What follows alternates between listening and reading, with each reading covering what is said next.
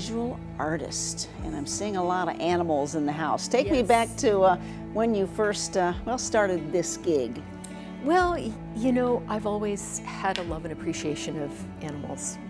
And it ended up kind of focusing on birds at a certain point, probably about 15, 16 years ago. I became fascinated by crows and ravens. Part of it came from my interest in them as scavengers. I've always been a scavenger. I collect lots of different things I find on the side of the road that I find of interest. You know, you see scraps of tires on the side of the road here in Michigan, and I started to notice that material and thought, how interesting. And so I started to collect the material, and I ended up thinking it looked a little bit like a crow or a raven, you know, with its claws. And so I started constructing these large-scale crows and ravens out of scraps of tires from the side of the highway. And I didn't really know a lot about the birds at that point, and started doing some research and discovered that they're amazingly intelligent and adaptable birds. And I just became fascinated by them. Let me go half a step back. Sure. Was an artistic DNA part of your upbringing? I always drew, I always made things, and I always worked pretty eclectically. So it ranged from drawing, traditional drawing, to I would make things out of different objects. For example, I remember as a child playing with clothespins and making them, you know, pretending they were birds. And I've always made things. I've always worked with my hands. It's been a way for me to make sense of the world. Was there professional training? Oh yeah. So I actually started as a behavioral science major, and very quickly realized that my heart wasn't in it. And so I pivoted over to what I thought was going to be a graphic design career. I had to do a year of fine art in order to get into the graphic design program where I was going to school in London, Ontario. And so I ended up in fine art and never looked back.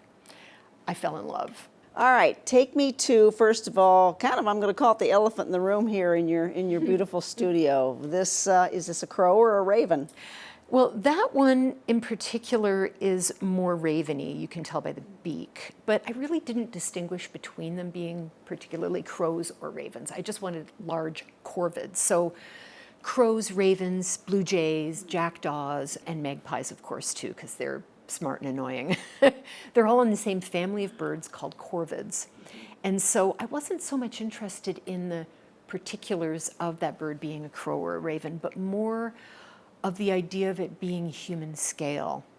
So when I started doing this work, this was around 2007, 2008 actually, and it was around the time of the Great Recession. The automobile industry was tanking. And it struck me that this material that I was collecting on the sides of the highway was really representative of this industry that was failing. And so I thought, you know, these large dead birds kind of made sense to represent both this dying industry, but also the people, you know, they're human scale, and that was intentional, thinking about so many people who were suffering during that time. And so the birds kind of came to represent a time in Michigan that was very challenging for so many.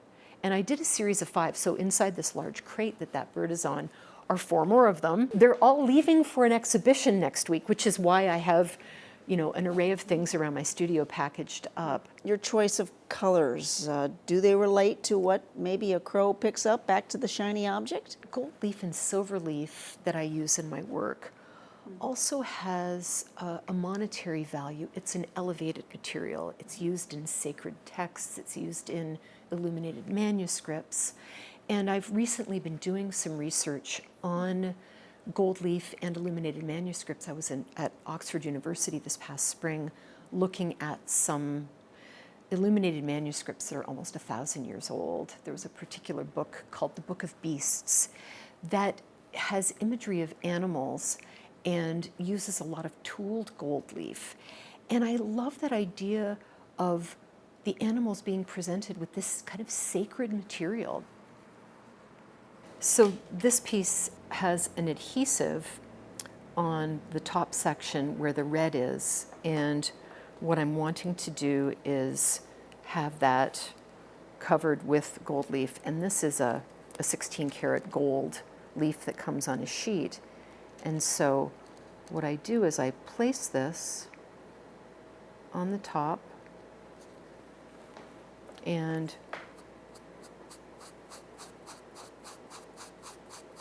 adhering the gold leaf to the adhesive underneath. I wanted, when I was drawing this piece, I loved the idea of the gold background on this. It just, sometimes I don't really have a reason why. It's just a feeling that I have. And so what I have here, you can see where the adhesive is here. And so this is where you don't want to have too many fans going in your space, because these little bits of gold leaf will fly all over the place. And I'm going to just slightly overlap so that I don't have any seam showing. The red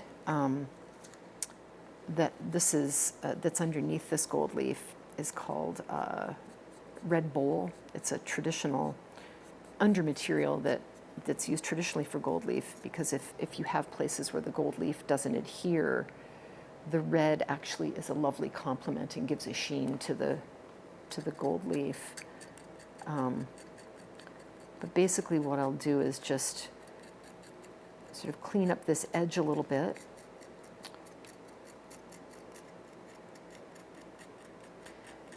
And then I'll probably, even just talking, sometimes you can see the gold leaf just flies all over the place. I'll probably take charcoal after the fact and kind of reestablish my top edge there.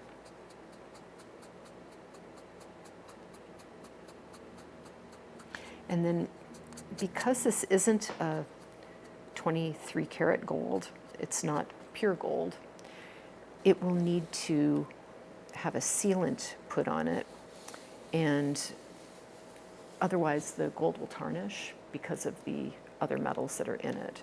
So this will get varnished, and I typically use like a spray varnish to finish the piece. Oh, it's beautiful.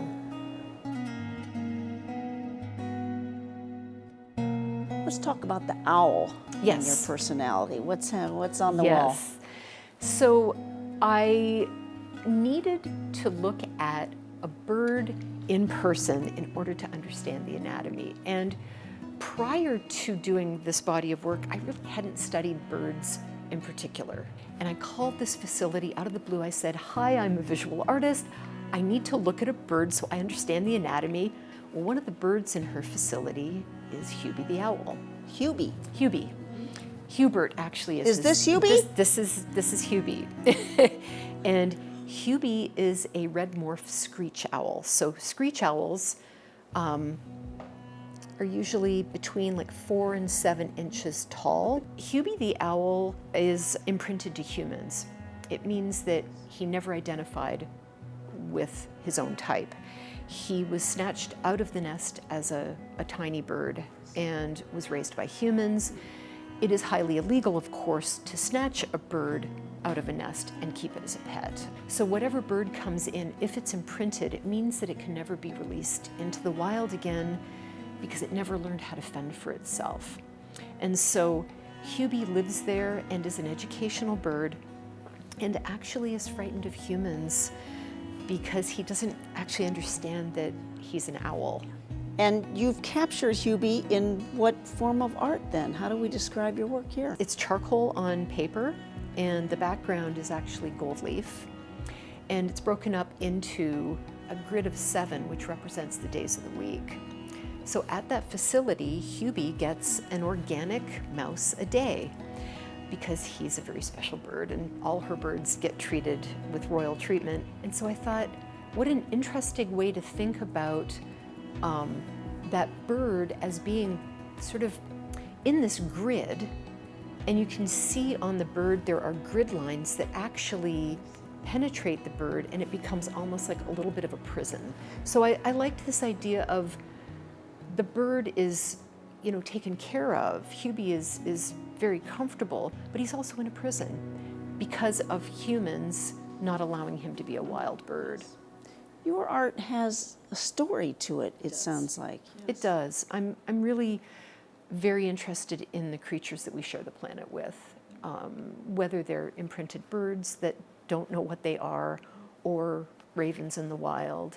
I'm very much interested in the ways in which humans have come to dominate the planet to the detriment of other creatures.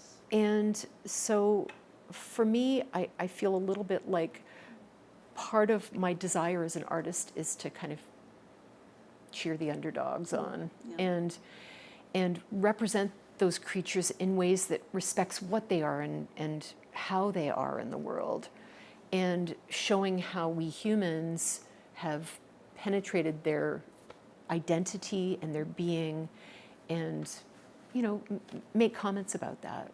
How has Kalamazoo assisted with your work? Well, Kalamazoo generally has a very thriving art scene, as you know. And what's been wonderful is that Western Michigan University provides us with these studios. They've provided faculty with studios for over 60 years. This year represents the last year that they will do that. So we faculty will actually be no longer supported by the university for our studios. The university traditionally has been exceedingly supportive of our creative endeavors and understand the importance of our professional practice. And that's been a big part of the joy of being in this community, has been that wonderful support that we have received in the past for what we do as professionals. Will you ever get back and see your favorite owl? I absolutely will. I try to visit Hubie every year or two, and he's a very special friend. Thank you for reminding us of the importance of these animals. Yeah, absolutely. Support for Kalamazoo Lively Arts is provided by the Irving S. Gilmore Foundation, helping to build and enrich the cultural life of Greater Kalamazoo.